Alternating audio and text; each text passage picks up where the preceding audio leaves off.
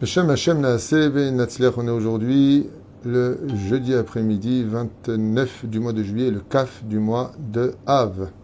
Bezrat Hashem, shiur acheté pour la Haskara de ce soir avec l'aide d'Hashem, pour qu'elle soit Bezrat Hashem sur les réseaux sociaux et que tout le monde puisse profiter de ce shiur par Esther Hashem Rechota pour la Haskara et l'élévation, donc ce soir, de l'âme de Claude Raoul Ben Marguerite Lévy. רוח השם תנחנו בגן עדן עליון וכל השוכבים עמו בכלל הרחמים והסליחות וכן יהי רצון ונאמר אמן תהיה נשמתו צרור חיים ובשם השם נעשה ונצליח. Alors je suis en train de lire quelque chose ici qui me change de faire nos sages racontent, donc peut-être que je ferai juste après parce que je viens de lire ici quelque chose, une info donc sur ce monsieur. Donc je vais parler de l'importance du Kaddish, je crois que j'ai déjà fait un cours sur ça, mais je voudrais juste dire deux mots par rapport au Kaddish, et ça nous concerne tous. Quand d'abord les Nishmat ici, Georges Eloumat Simcha Alice, Vechol Mete Israël, Vechol Refoua Shlema Lekol Echad Mitanu, Bracha V'Hatzlacha. Juste comme ça, un petit éveil, puisque je comptais faire nos sages racontes, mais comme je viens de vous le dire, il y a une info ici qui me donne envie de faire une parenthèse sur l'importance pour une personne qui part de ce monde et des obligations que nous avons pour lui. Il faut savoir qu'il y a 5 règles à retenir quand une personne meurt, part de ce monde. Et parmi les 5 règles, on ne peut pas dire qui est le plus important de tous. Mais ce qu'on sait, c'est qu'il y a l'ascenseur des mitzvot. L'ascenseur des mitzvot, ça veut dire qu'il y a des mitzvot qui font monter la neshama très très très vite et très très haut. Tout le monde connaît très bien l'histoire de Rabbi Akiva qui un jour, alors qu'il marchait sur la route, a rencontré une espèce de silhouette noire, comme ça, toute noire, brûlée, et elle l'a arrêté. Et elle lui a dit « Mina chayaya ou demetaya » est-ce que tu fais partie des vivants ou des morts? Et cette silhouette bizarre, noire, lui a répondu, je fais partie des morts. Et il lui a dit, pourquoi es-tu si brûlé à ce point-là? Il lui a dit, parce que quand j'étais vivant dans ce monde, j'étais rachat. Je ne faisais non seulement pas les fêtes, j'étais vulgaire, je jouais avec la Brit Mila, Zera Levatala, et ainsi de suite, ignorant totalement l'existence de Avraham, Yitzhak et Yaakov, de qui j'étais, de l'importance de l'accomplissement des mitzvot dans ce monde, et je suis mort sans teshuva. Et Rabbi Akiva lui demande, et alors, qu'est-ce qui se passe? Il lui dit, comme j'ai brûlé les 7 séphirot, c'est-à-dire Chesed, Gibor, Tiferet, Od, Netzach, Yesod et Malchut, étant donné que j'ai détruit, je ne faisais pas de Chesed, je n'étudiais pas la halacha, je ne la mettais pas en pleine application, j'étudiais pas Kavataitim la Torah, j'étudiais pas la Torah, je n'ai pas laissé d'éternité, c'est-à-dire de souvenir éternel, personne ne me fait la skara, je n'ai pas laissé de splendeur dans ce monde, je n'ai pas été shomer Brit Mila Yesod, et je n'ai pas respecté ni Shabbat, ni Yom Tov, ni Chol HaMoed. Donc, étant donné que j'ai percuté et défoncé, si vous préférez, les 7 sphirotes du monde Tarton, on me brûle 7 fois par jour. Donc, vous redirez d'ailleurs ces détails, pas aussi approfondis que je viens de vous le faire, mais dans la Gemara, ainsi que dans, je crois, c'est marqué dans Torah de Kohanim aussi. Et donc, il lui dit, eh bien, tous les jours, je descends, comme je ne suis pas accepté dans le monde du ciel, je suis encore sur terre, sans corps, et donc les démons que j'ai créés me forcent à aller chercher du bois dans la forêt, et avec ce bois, on m'emmène dans un endroit où les yeux des humains ne peuvent pas me voir, et on me brûle 7 fois par jour. Je suis mort. Qu'est-ce qu'a fait Rabbi Akiva? Il lui a dit, très bien, mais peut-être que tu as un fils. Tu n'as pas laissé un fils? Et là, cette âme, totalement désemparée et désespérée, répond à Rabbi Akiva, je sais pas, franchement, un jour, j'ai rencontré une gonzesse là-bas dans tel village, puis bon, je suis pas chômeur à Néguia, donc peut-être que je l'ai mis enceinte. Rabbi Akiva s'empresse d'aller dans ce village et se renseigne sur cette fameuse femme qui se serait éventuellement donnée à cet homme. Et mitbarer, que Béhémet, il l'a mis enceinte. Alors, il demande Rabbi Akiva à cette femme, qu'est-ce qui est devenu cet enfant? J'ai oublié de vous dire qu'il lui a demandé depuis combien de temps il galère. Il lui a dit depuis juste 10 ans. Ça fait 10 ans qu'il est dans le Kaf Hakela. Il n'est même pas au Guénin, mais dans le Kaf Hakela. Depuis 10 ans, à essayer d'épurer ses fautes devant Hachem. Ça fait dur à entendre, mais c'est un état de fait. Et la femme lui annonce qu'effectivement, elle a un enfant et qu'il est à l'image de son père. À l'image de son père. Ça veut dire quoi? Il lui dit, il a 9 ans. Et il est pire que son père à 20 ans. Il insulte tout le monde. C'est un voleur, c'est un arnaqueur, c'est un chemichement verre. Qu'est-ce que fait Rabbi Akiva? Il demande où est-ce qu'il se trouve. Il dit, bah, c'est pas compliqué. Allez dans le marché, vous le verrez certainement en train ou d'insulter une vieille ou de cracher sur quelqu'un. C'est un voyou. Moi, j'en veux pas à la maison. Rabbi Akiva va là-bas et reconnaît tout de suite l'enfant. il reconnaît le visage de son père brûlé, il voit l'enfant. Et il vient le voir et il lui offre des bonbons. L'enfant le voit, il dit, t'es ouf toi, tu sais à qui tu parles là. C'est moi que tu offres des bonbons là.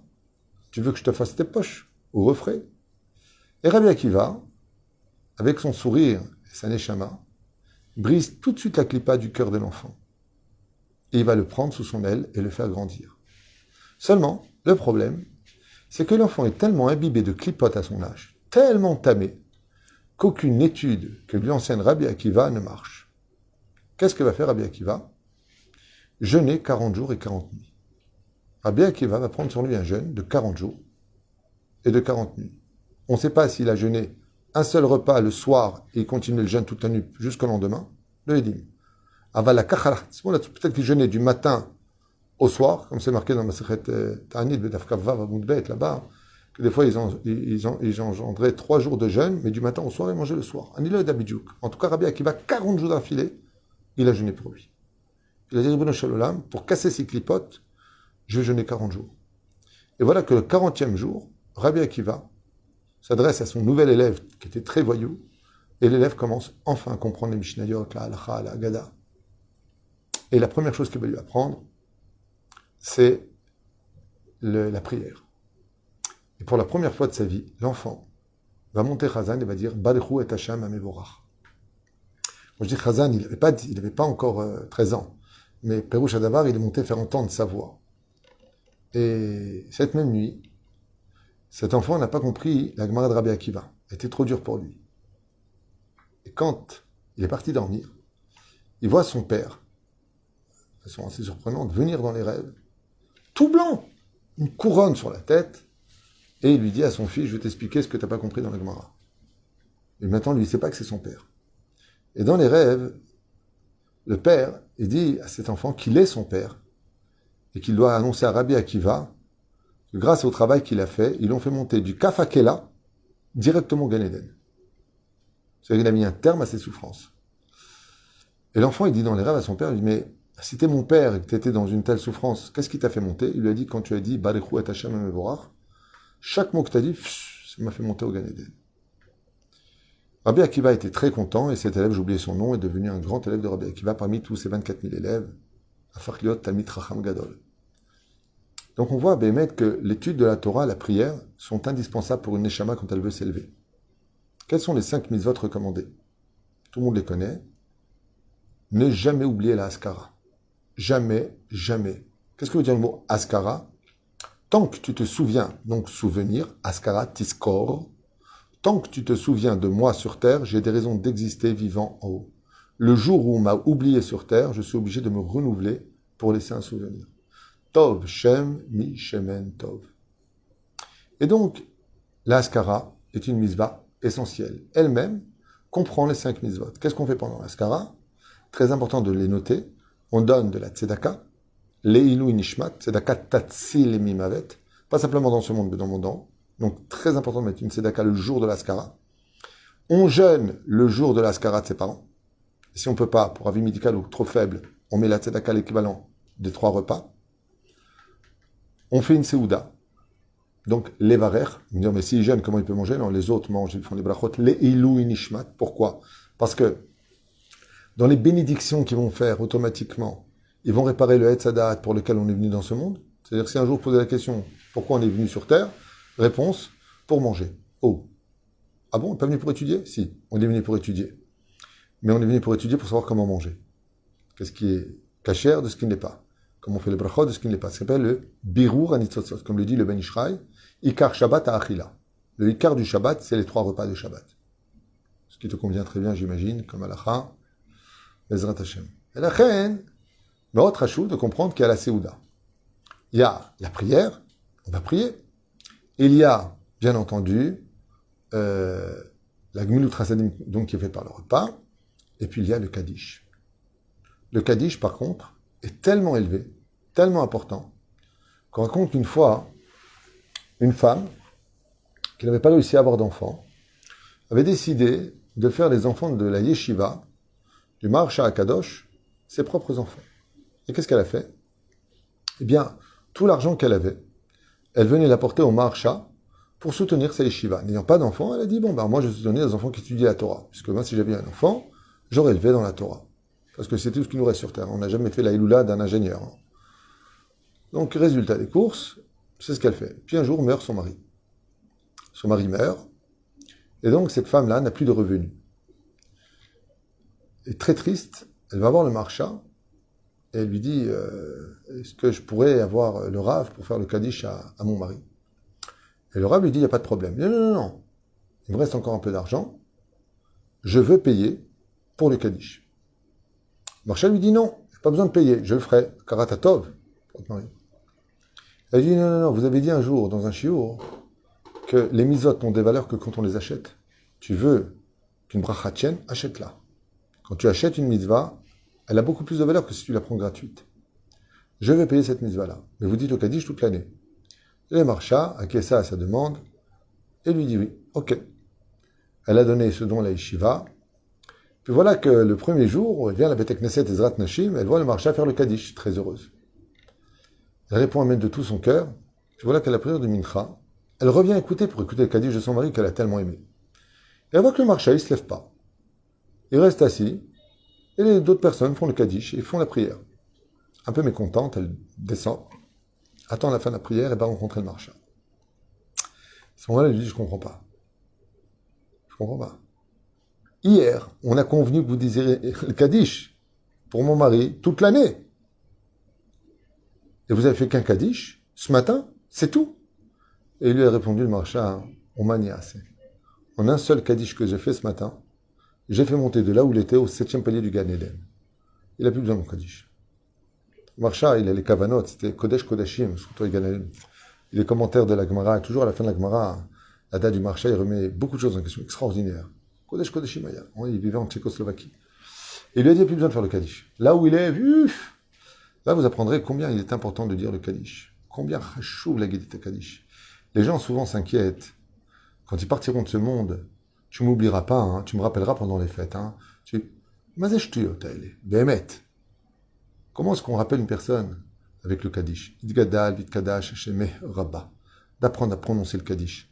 Le Kaddish, c'est une prière qui est extrêmement puissante. Vous avez remarqué qu'il n'y a aucun jour, aucune prière, aucun moment dans le judaïsme où il n'y a pas de Kaddish. Il n'y a pas.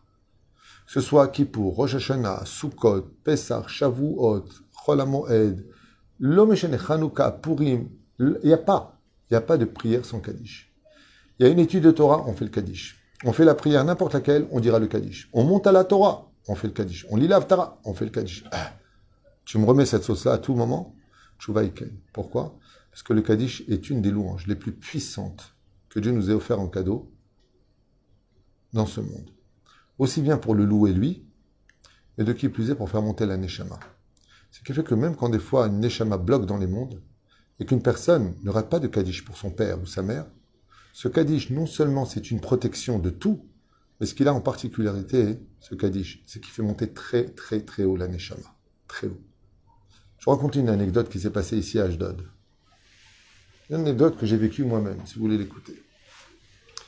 Un jour, au Beth Midrash, à 11h du matin, j'étais en train d'étudier, à l'époque où je pouvais encore m'asseoir et étudier, j'avais pas autant de rendez-vous qu'aujourd'hui, quoique j'en avais déjà pas mal, mais bon. On tape à la porte du Beth Midrash, et puis du côté des femmes, donc des Ezrat Nashim, on tape à la porte.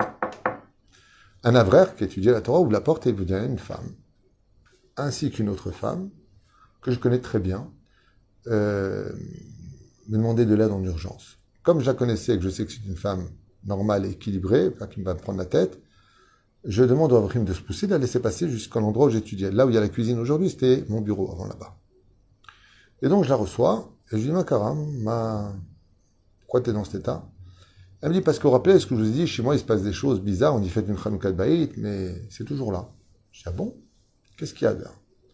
Elle me dit, écoutez, c'est pas compliqué, les lumières, elles s'éteignent, elles s'allument, les lustres, ils bougent. Je ferme un truc, j'ai l'impression qu'il y a une ombre qui vient passer derrière moi. Et je lui dis, qu'est-ce qu'elle fait avec vous, elle? Quel rapport? Elle me dit, elle était à la maison, elle est venue témoigner de Bémet. Je lui dis, écoute, j'ai rencontré ta fille, elle m'a effectivement dit la même chose la semaine dernière, qu'à la maison il se passe des choses bizarres. Voilà ce que tu vas faire. Tu peux quitter chez toi pendant 48 heures. Elle me dit, oui, tu vas mettre de la farine partout. De la farine partout. Tu mets de la farine dans toute la maison. Tu fermes bien la porte et tu t'en vas. Dans 48 heures, tu reviendras chez toi et tu prendras ton appareil photo, donc de ton portable, et tu prendras les photos de ce que tu verras. Il m'a dit, ça fait peur. Je lui ai dit, fais-moi confiance. 2 jours plus tard, elle revient, et là, par contre, elle est vraiment mal. Et je me rappellerai toute ma vie de ce qu'elle m'a montré. Elle me dit, voilà, faut que je vous parle, voilà. Toujours bête midrash. Et elle me montre, effectivement, on voit dans la farine des traces de pâte très fines, qui continuent comme ça dans le mur. Donc, la moitié du pied. Je lui dis, écoute, la bonne nouvelle, c'est que c'est pas des shindalettes. Et donc, la femme à côté me dit, mais on m'avait dit qu'il n'y avait pas de shindalettes en Israël. Je lui dis, il n'y en a pas de même, mais si tu les crées, ils sont là. C'est-à-dire, Abaye et Ravatou, les xérotes qu'ils ont fait de retirer les démons d'Israël, ce sont ceux qui y étaient, mais si toi tu les crées par Zera le Vatala, eux ils viennent de naître.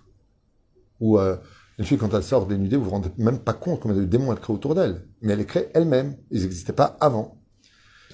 Je lui ai dit, Baruch Hashem, c'est des pieds d'humain. Et là, je la regarde et je lui dis, qui est mort chez vous cette année? Elle me dit, qui est mort? Ben, mon beau-père. Très bien. Donc, j'en conclus que son fils n'a pas fait le Kaddish. Je dis, ben, comment vous le savez? Je lui dis, ben, je ne le sais pas, mais si les pas qui sont chez vous sont des pas d'humains, et qui ne sont pas Sevouchtam, c'est qu'apparemment, c'est une âme qui n'arrive pas à s'élever.